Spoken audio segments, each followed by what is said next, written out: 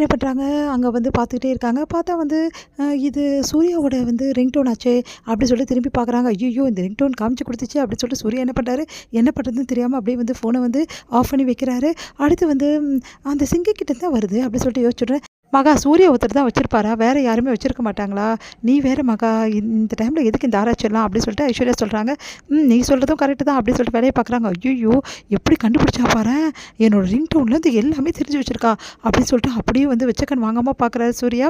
அடுத்து வந்து மகா என்ன பண்றாங்க, இங்க பாரு நான் வந்து உடனே வந்து என்ன பண்றேன், அவன் ஃபோன் பண்றானான்னு பார்த்துக்கிட்டே இருக்கேன். ஃபோன் பண்ணோனே வந்து உடனே நான் கிளம்பிறேன். என்னது நீ கிளம்ப போறியா? என்ன சொல்ற மகா? ஆமா நான் தான் கிளம்ப போறேன் அப்படின்னோனே அதிர்ச்சி அடைகிறாங்க வந்து ஐஸ்வர்யா. அந்த டைமில் கரெக்டாக மதன் கால் பண்ணுறாரு. உடனே வர சொல்கிறாரு. சரி நான் கிளம்புறேன்னு சொல்லிட்டு மாஸ்க் போட்டுட்டு கிளம்புறாங்க. நம்ம வந்து மகா அதை பார்த்து ஐஸ்வர்யா கண் கலங்குறாங்க. சாரிடி உனக்கு எவ்வளோ பிரச்சனை கொடுத்துருக்கா, ஆனால் எனக்காக இவ்வளோ தூரம் யோசிக்கிறியே அப்படின்னு சொல்லிட்டு வந்து அப்படியே கட்டிக்கிறாங்க. சரிக்கா நான் கிளம்புறேன், பத்திரமா இரு, நான் அதுக்குள்ளே வந்துடுறேன்னு சொல்லிட்டு கிளம்புறாங்க. பின்னாடி இதை வாட்ச் பண்ணுற நம்ம சூர்யாவும் என்ன பண்ணுறாரு, அவரும் வந்து கிளம்புறாரு. அடுத்து வந்து என்ன பண்ணுறாங்க, மதனை மீட் பண்ணுறாங்க. மதன் வந்து என்ன ஐஸ்வர்யா மாஸ்க்லாம் போட்டுன்னு வந்திருக்க அப்படின்னு சொல்கிறாரு. அமைதியாக இருக்காங்க. என்ன அமைதியாக இருக்க, பரவாயில்ல மாஸ்க் போட்டுன்னு வந்தா என்ன, நீ எப்போவுமே அழகு தான், சரி உன் பணம்லாம் எடுத்துகிட்டு வந்திருக்க வாங்கிக்கோ அப்படின்னு. பணம் யாருக்கு வேணும், நீ தான் வேணும், கையை பிடிச்சிருக்காரு. அப்படியே பலார்னு ஒன்று அறை விடுறாங்க. யார்கிட்ட உன் வேலையெல்லாம் காட்டுற அப்படின்னு சொல்கிறாங்க. உடனே வந்து யார் நீங்கள் அப்படின்னோடனே நான் யாரா அப்படின்னு சொல்லிட்டு மாஸ்க் எடுத்து காட்டுறாங்க. நான் ஐஸ்வர்யோட தங்கச்சிடா, உனக்கு எவ்வளோ திமிருனா எங்கள் அக்கா வந்து கஷ்டப்படுத்துவேன், அதுவும் மிரட்டுறியா, உன்னை மாதிரி ஆளுங்களை சும்மா விட மாட்டேன்டா, போலீஸ் தான் பிடிச்சி கொடுப்பேன் அப்படின்னு சொல்லிட்டு அப்படியே பிடிக்கிறாங்க. அவர் நடுவு பார்க்குறாரு.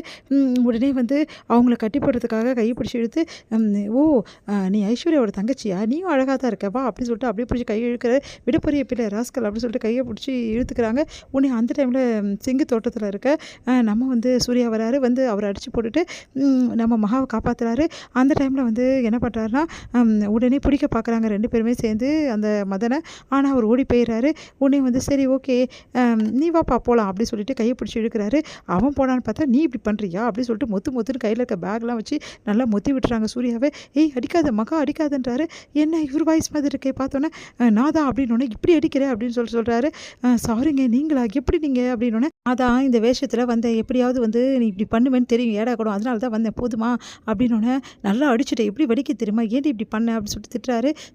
சாரிங்கன்னொன்னே எல்லாம் என் தலை எழுத்து ஒன்று கூட வந்து நான் வந்தேன் பாரு, வா போகலாம் அப்படின்னு சொல்லிட்டு ரெண்டு பேரும் கிளம்புறாங்க.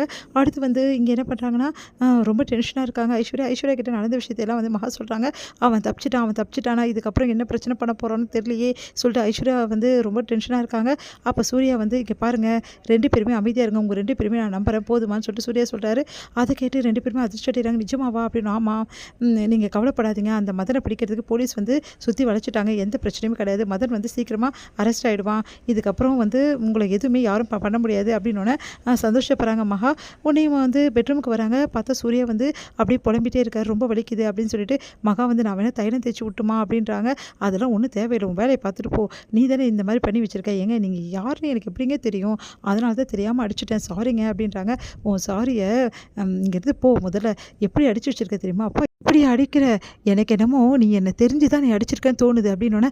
ஏங்க அப்படிலாம் இல்லைங்க, நீங்கள் யாருன்னே தெரியாது, எனக்கு நல்லா தெரியும், எனக்கு ரிங்டோன் வச்சே நீ அப்போவே கண்டுபிடிச்சிட்ட, அதுக்கப்புறமா எப்படியாவது வந்து என்னை அடிக்கணும்னு சமந்திரப்போ பார்த்துட்டு இருந்தேன், கரெக்டாக டைம் கிடச்சிச்சு, நல்லா வாங்கிட்டேன் அப்படின்னு. ஏங்க நான் அப்படிலாம் பண்ணுவேனா, எனக்கு தெரிஞ்சு போச்சுமா உன்னை பற்றி, நல்ல ஆள் தான், நீ கேடியாக தான் இருக்க அப்படின்னோடனே என்ன பண்ணுன்னு தெரியாமல் மகா தவிக்கிறாங்க.